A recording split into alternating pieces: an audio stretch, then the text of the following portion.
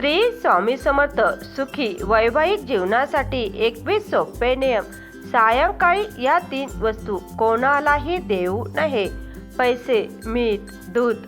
सोमवारी आणि एकादशी या दिवशी नारळ फोडू नये। घरातील देवघर बिना कलश स्थापना ठेवू नये। सोमवारी आणि एकादशी या दिवशी नारळ फोडू नये, कारण नारळ हे ब्रह्मा, विष्णू आणि महेश यांचे प्रतीक आहे। त्या दिवशी नारळ फोडल्यास देवांना मार लागल्याचे पाप आपल्याला लागतात। दाराशी गाय आल्यास तिला पोळी आणि गूळ न देता हाकलू नये, कारण गाय आपले दोष संकट घेण्यासाठी येते।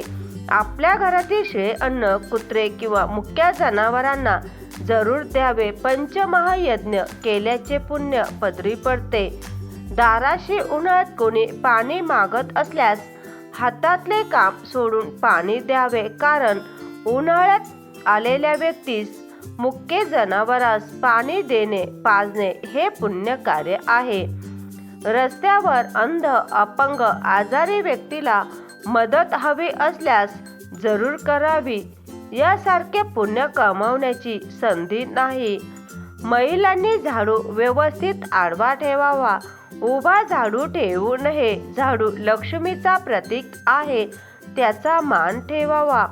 मीठ सांडल्यावर त्याच्यावर पाय पडू नये, म्हणून ते स्वच्छ भरून पाण्यात टाकावे। मीठ समुद्रात असते, समुद्रापासून मिळते।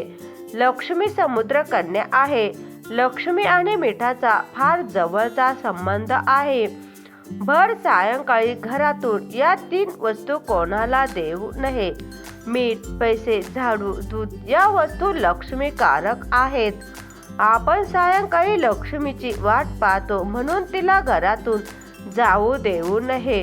तसेच दूध, दही आणि ताक ह्या वस्तू गायीपासून प्राप्त होतात, म्हणून याही वस्तू लक्ष्मी स्वरूप आहे। त्या वस्तू सायंकाळी कोणास देऊ नयेत। आपल्या घरातील देव्हारा बिना कलश स्थापना ठेवू नये। देव्हाऱ्याच्या डाव्या हाताला कलश स्थापना जरूर असावे। नारळ सोलून कलशावर ठेवावा, तेला शेंडी ठेवावी, उजव्या बाजूला दीपक ठेवावा।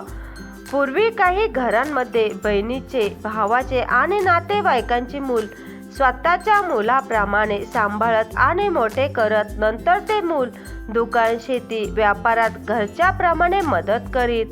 त्यांचे अर्धे आयुष्य एकत्र जात असत। विनाकारण त्या मुलांना वेगळे करू नये, त्यांच्या इच्छेशिवाय, कारण हा फार मोठा तळतळात लागतो आणि त्या घरातून लक्ष्मी निघून जाते।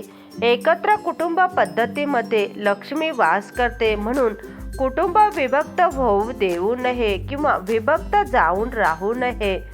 घरातील वडीलधाऱ्यांचा मान ठेवावा, कर्तव्याची जाणीव ठेवावी।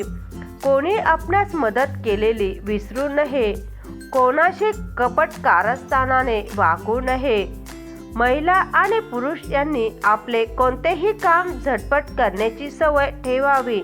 थोड्या वेळाने करायचे काम आत्ताच करून मोकळे व्हायची सवय आपणास कंटाळवाणे वाटणार नाही।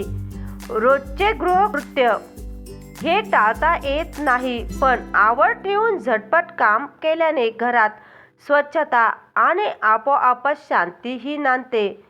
वरील पद्धती थोडेफार नियमांचे पालन केले तरी आपणास बाकी नियमांच्या आपोआप सवय होईल आणि लक्ष्मी प्राप्ती होण्यासाठी वरील उपाय महत्त्वाचे आहेत। याने घरामध्ये वाद, विनाकारण कटकट होत नाही।